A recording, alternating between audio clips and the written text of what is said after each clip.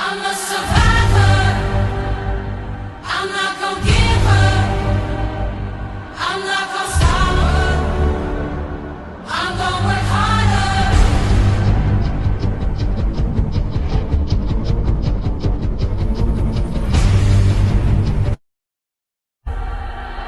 I'm a survivor. I'm not gonna give up. I'm not gonna stop her. I'm gonna work harder.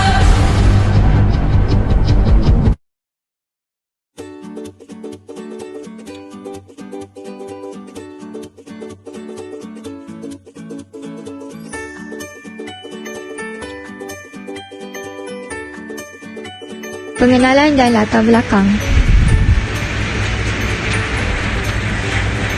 Dasar-dasar negara sentiasa dikaji semula secara berkala dan dikemas kini.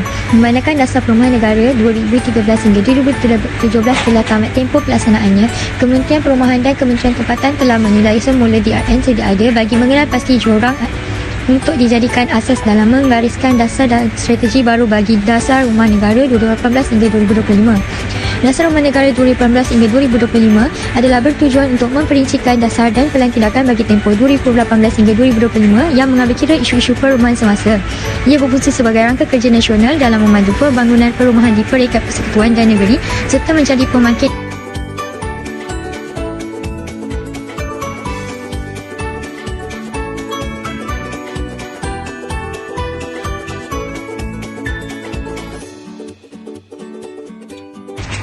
Tahun permulaan pelaksanaan yang ditetapkan di bawah Pelan Tindakan Dasar Rumah Negara 2018 hingga 2025 adalah seperti berikut. Jangka masa pelaksanaan, jangka masa pendek 2018 hingga 2022, jangka masa pertengahan 2021 hingga 2023 dan jangka masa panjang 2024 hingga 2025.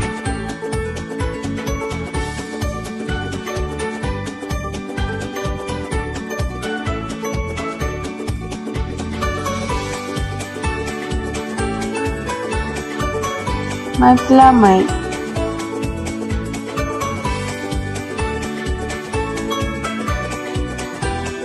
Memandu arah memacu sektor perumahan negara dengan menekankan perancangan pembangunan dan pengurusan perumahan yang sistematik dan cekap bagi menjana habitat yang mampan, berdaya huni, berkualiti dan inklusif yang mampu dimiliki oleh rakyat.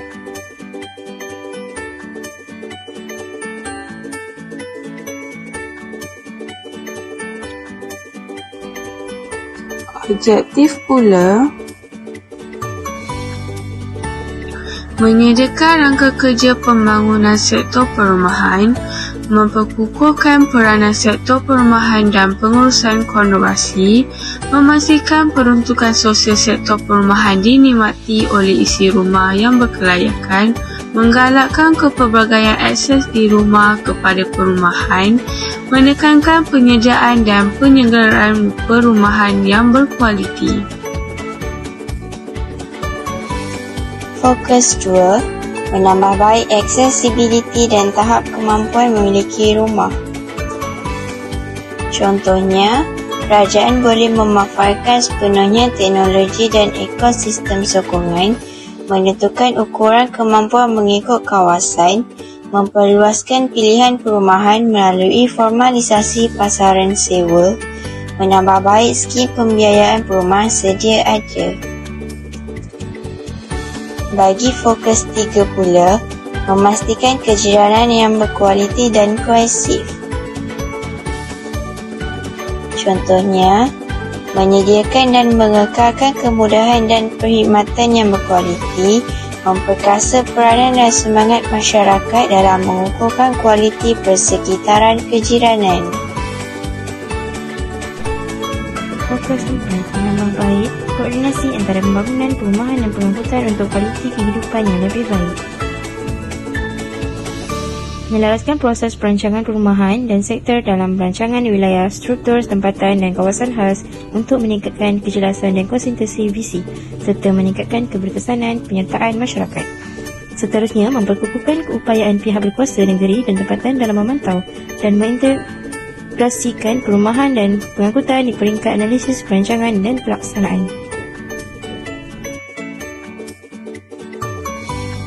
Seterusnya ialah fokus 5 iaitu memperkukuhkan keupayaan institusi untuk dasar rumah negara.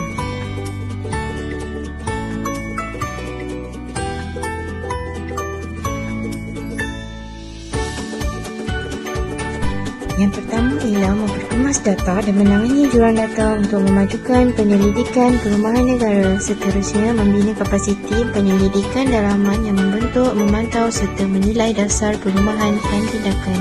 Selain itu, meningkatkan sumber serta memperkukuhkan undang-undang dan kapasiti teknikal bagi meningkatkan keputusan pelaksanaan dan penguatkuasaan.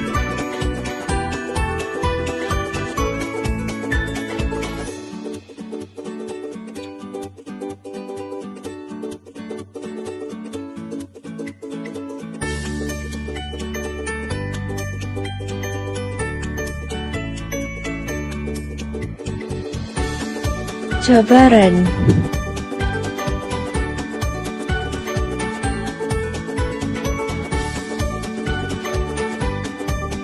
Yang pertama, ketidakmampuan membeli rumah mempengaruhi pasaran kerja semasa perumahan di Malaysia, menunjukkan bahawa tahap kemampuan untuk memiliki rumah tidak meningkat dengan tertarik.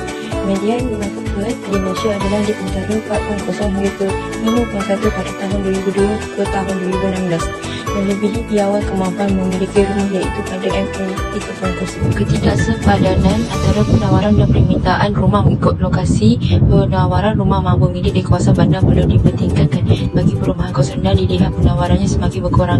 Industri perumahan tidak berinovasi iaitu perubahan dan inovasi dari segi pembinaan, perolehan dan penyampaian mampu menjadikan industri perumahan lebih cekap. Namun perubahan dan inovasi yang berlaku di dalam sektor industri perumahan tidak ketara. Ketiadaan sistem bersepadu bagi memastikan kesepadanan di antara penawaran dan permintaan. Terdapat jurang data gaps bagi membolehkan analisis permintaan dan penawaran perumahan.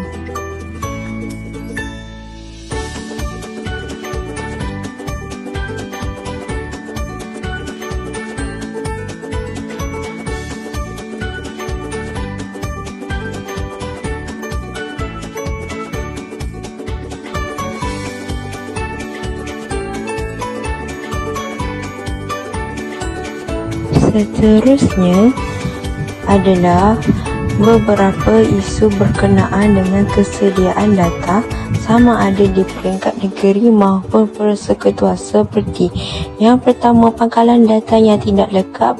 Yang kedua, data tidak menepati skala spatial bagi membolehkan analisis dijalankan. Yang ketiga, data hanya terdapat dalam bentuk fizikal dan tiada dalam bentuk digital.